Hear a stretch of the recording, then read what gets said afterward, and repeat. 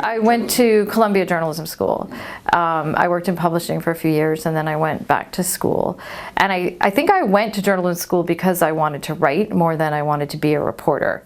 But while I was there in that year, you really get indoctrinated with this sense that no matter what kind of journalism you're going to do, you should be a daily newspaper reporter, which I think is great advice. So I went in thinking I'm just going there to learn to write, and I'll write long magazine articles.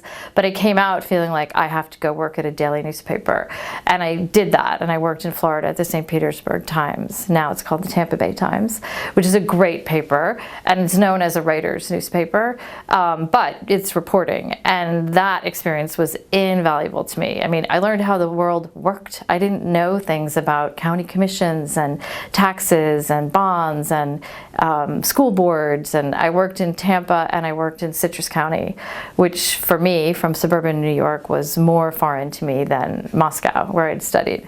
And it was fascinating. And what I learned as a journalist has served me so well in my career in all kinds of writing, and being able to find out information, not being afraid to ask people questions. You know, as a journalist, you learn that you're going to get in trouble when you don't ask the stupid question, because your editor is going to ask you.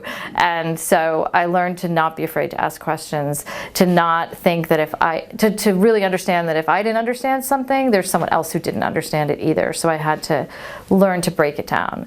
And that's the same kind of work I did as a speechwriter. I was at the UN, and I had to take UN speak, talk to experts in different things from malaria to immunization or any aspect of international development, and take their jargon and the way they spoke and translate it into language that anyone could understand and feel moved by. So the journalism was a fantastic education for life. Not fantastic education for becoming a novelist, though.